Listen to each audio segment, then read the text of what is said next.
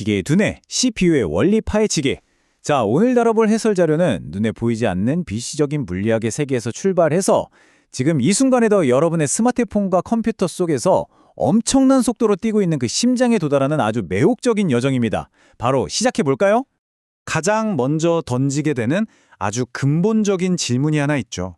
길가에 굴러다니는 평범한 돌멩이랑 크게 다를 바 없는 이 실리콘이라는 기초 반도체가 대체 어떻게 이토록 복잡한 생각을 하고 계산을 해내는 기계로 변신하는 걸까요? 사실 이 질문 하나가 현대 문명 전체를 쌓아 올린 마법의 시작점이라고 해도 과언이 아닙니다. 이 모든 비밀을 풀려면 원자 수준까지 훅 들어가 봐야 하는데요. 순수한 실리콘은 원자들이 서로 단단하게 결합해서 제일 바깥쪽 전자 8개를 꽉 채우고 있습니다. 완전하게 안정적인 상태죠. 전자들이 제자리에 너무 꽉 묶여 있다 보니까 이 상태로는 전기가 흐르는 게 사실상 불가능합니다. 빈틈없이 꽉 들어찬 만차 주차장 생각하시면 딱 맞아요. 차가 한 대도 꼼짝할 수 없잖아요.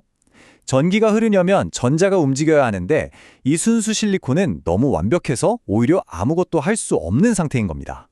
그렇다면 어떻게 해야 할까요? 바로 이 완벽하고 쓸모없는 균형을 의도적으로 깨트리는 겁니다. 미세한 불순물을 살짝 주입하는 거죠. 아까 그 꽉 찬 주차장에 빈자리를 하나 억지로 만들거나 반대로 차를 한 대 더 쑤셔 넣는다고 상상해 보세요. 이렇게 전자가 하나 부족해서 빈 구멍, 즉 양공이 생긴 P형 반도체를 만들고요. 반대로 갈 곳을 잃고 이리저리 또 도는 자유전자가 득실되는 N형 반도체도 만듭니다. 자, 드디어 움직일 수 있는 공간과 재료가 생겼네요. 이제 진짜 재밌어집니다. 성질이 완전히 다른 이 두 반도체를 찰싹 붙여놓으면 어떤 일이 벌어질까요? 경계면에 있던 N형의 전자들이 P형의 빈 구멍을 채우려고 다급하게 확 몰려듭니다. 그러면서 양쪽 사이의 전류 흐름을 아예 꽉 막아버리는 거대한 바리케이드, 공핍 영역이라는 게 만들어져요.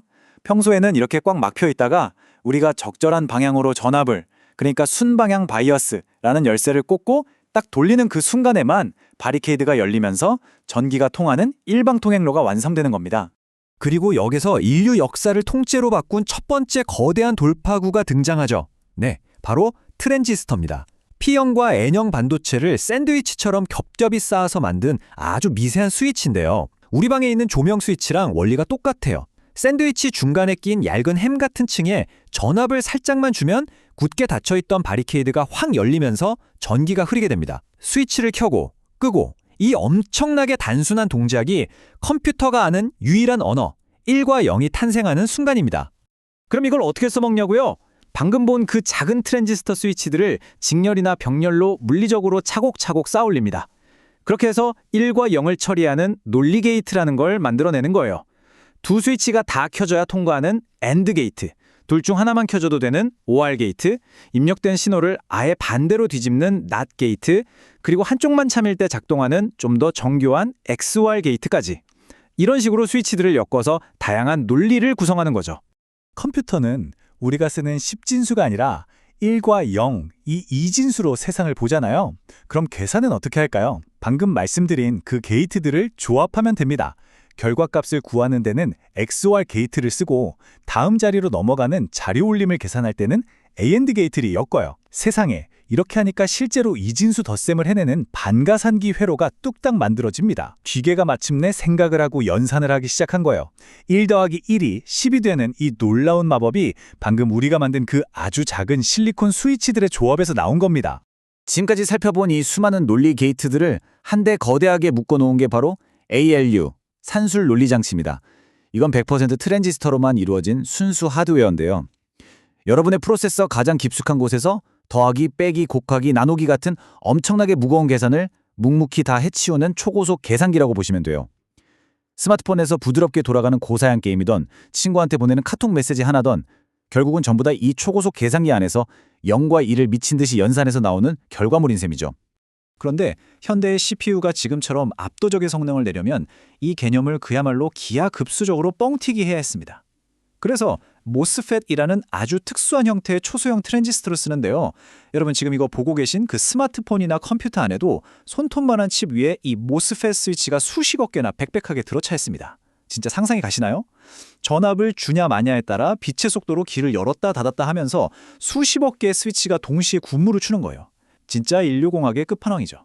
하지만 문제가 하나 있습니다. 아무리 스위치가 많고 CPU가 날고 기어도 계산을 데이터를 기다리느라 멍 때리고 있으면 아무 소용이 없겠죠? CPU에 데이터를 공급하는 메모리 계층 구조를 한번 볼까요? 거대하지만 속도가 너무 느린 하드디스크는 아주 멀리 있는 대형 도서관이라고 생각해 보세요. 책 가져오는데 한참 걸리잖아요. 그래서 자주 쓰는 데이터는 내방 책장인 램으로 가져옵니다. 근데 이것도 CPU 입장에서는 답답해서 칩 내부에 직접 L1, L2, L3 같은 캐시 메모리를 둬요. 이건 지금 당장 보고 있는 책을 펼쳐둔 내 책상 위인 거죠. 이렇게 데이터를 단계별로 바짝 끌어다 놔야 CPU가 쉴 틈 없이 팽팽 돌아갈 수 있습니다. 데이터가 도서관, 책장, 책상을 거쳐서 마침내 CPU, 최중심부로 들어오면 레지스터라고 부르는 가장 즉각적이고 특수한 작업대 위에 올라갑니다. 캐시 메모리가 책상이라면 레지스터는 문자 그대로 지금 내 손에 쥐고 있는 펜과 메모지 그 자체예요. 프로그램 카운터니 누산기니 하는 이런 레지스터들은 데이터가 원래 어디 있었는지, 다음에 할 명령어가 뭔지, 방금 계산한 결과는 어떤지 이 모든 걸 밀리초 단위로 쫓아가며 악착같이 기록하는 CPU의 전용 작업 공간입니다. 자, 하드웨어 준비는 다 끝났습니다. 근데 한 가지 더 해결할 게 있어요. 사람들이 파이썬이나 C 언어 같은 프로그래밍 언어로 아무리 멋진 코드를 짜놔도 CPU 입장에서는 완전히 외계어거든요. 그래서 통역사가 필요합니다. 컴파일러와 어셈블러라는 녀석들이 인간의 언어를 CPU 스위치들이 찰떡같이 알아들을 수 있는 순도 100%의 기계어, 즉 0과 1로 싹 다 번역해주는 거죠. 이 과정이 있어야만 비로소 기계가 움직일 수 있습니다. 이 모든 준비와 번역을 마치면 드디어 진정한 마법, CPU 실행 주기가 시작됩니다. 명령어를 가져오고 그게 무슨 뜻인지 해독하고 ALU가 실제로 계산을 실행하고 그 결과를 딱 저장하는 이 4단계, 이게 바로 기기의 심장 박동입니다. 여러분 컴퓨터 살 때 스펙표에서 3GHz 이런 숫자 본 적 있으시죠? 그게 코어 하나가 이 4단계의 복잡한 사이클을 1초에 자그마치 30억 번이나 해치운다는 뜻이에요. 1초에 30억 번이라니 진짜 소름 돋지 않나요? 그래도 사람들은 이 엄청난 속도에 만족을 못했습니다. 더 빠르게, 더 많이 처리하려고 머리를 굴리다가 아예 코어를 여러 개 집어넣기 시작했죠. CPU 안에 작업자를 여러 명 고용하는 거예요. 게다가 그 작업자들한테 스레드라는 기술을 써서 양손으로 동시에 2가지 일을 처리하게 만들었습니다. 이런 엄청난 공간적, 논리적 혁신들이 쌓이고 쌓이면서 옛날 우리 추억 속의 펜티엄부터 요즘 나오는 타이거 레이크 같은 초정밀 다중코어 아키텍처까지 미친 듯이 진화해 올 수 있었던 겁니다. 10만? 네, 숫자가 하나 떴네요. 이렇게 방대하고 묵직한 물리학과 컴퓨터 공학을 이런 짧고 굵은 해설 자료로 부드럽게 엮어내는 게 생각보다 진짜 고되고 험난한 작업이거든요. 그래서 이 훌륭한 원본 자료를 만든 제작자분도 이렇게 어렵고 복잡한 내용을 끝까지 지켜봐주고 응원해준 10만 명의 구독자분들께 잠시 시간을 내서 진심 어린 감사를 표했습니다. 제작자분이 이런 멘트를 남겼어요. 너무 복잡하지도 않고 너무 가볍지도 않게 균형 잡는 게 참 힘들었다. 3D보다는 2D로 설명하는 게 훨씬 이해하기 편할 것 같았다 라고요. 학술적으로 완벽하게 엄밀한 것보다 여러분이 직관적으로 아 이거구나 하고 진짜 이해할 수 있도록 2D 그래픽과 비율을 과감하게 선택했다는 뜻이죠. 바로 이런 제작자의 깊은 고민 덕분에 오늘 이 해설이 우리한테 훨씬 더 가치 있고 재밌게 다가올 수 있었던 것 같습니다. 자, 이제 오늘의 해설을 마무리할 시간인데요. 정말 아무것도 아니었던 멈춰있는 실리콘 조각 하나가 불순물을 만나 스위치가 되고 마침내 우리를 대신해서 빛의 속도로 엄청난 계산을 해내는 두뇌로 진화하는 이 놀라운 과정을 함께 쭉 따라가 봤습니다. 어떠셨나요? 눈에 보이지도 않는 이 수십억 개의 작은 스위치들이 보여서 지금 우리의 세상을 송두리째 바꿔놨다면 대체 내일은 이 작은 녀석들이 어떤 상상조차 못할 일들을 현실로 만들어낼까요? 이 설레고 기분 좋은 질문을 여러분께 던지면서 오늘 해설은 여기서 마치도록 하겠습니다. 감사합니다.